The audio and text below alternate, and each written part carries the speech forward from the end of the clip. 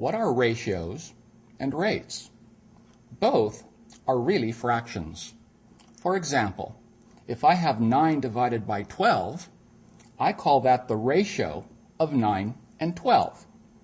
If we want to have a ratio in lowest terms, we do that in the same way as we reduce a fraction. So my ratio of 9 to 12 can be reduced by canceling out a common factor. What is the common factor for 9 and 12?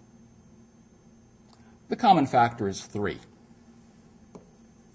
If I factor a 3 out of the 9, I have another 3 left over. If I factor a 3 out of the 12, I have a 4 left over. When I reduce by dividing out or canceling the 3's, I have the result 3/4.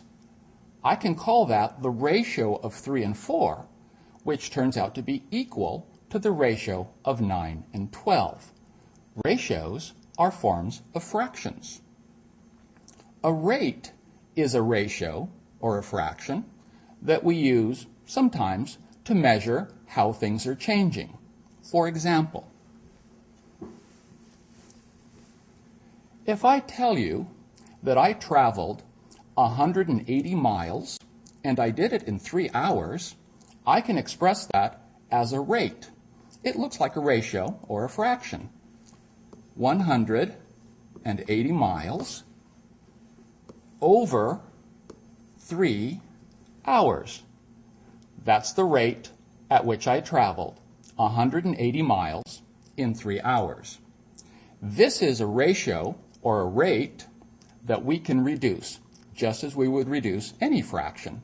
For example, 3, in this case, divides evenly into 180. The result is 60.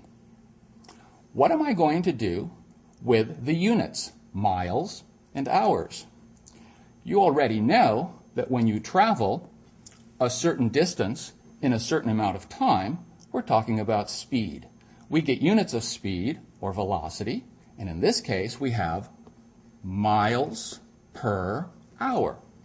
We have changed this from a ratio of 2 quantities to a reduced fraction, or a reduced ratio, and we get a rate of change, 60 miles per hour.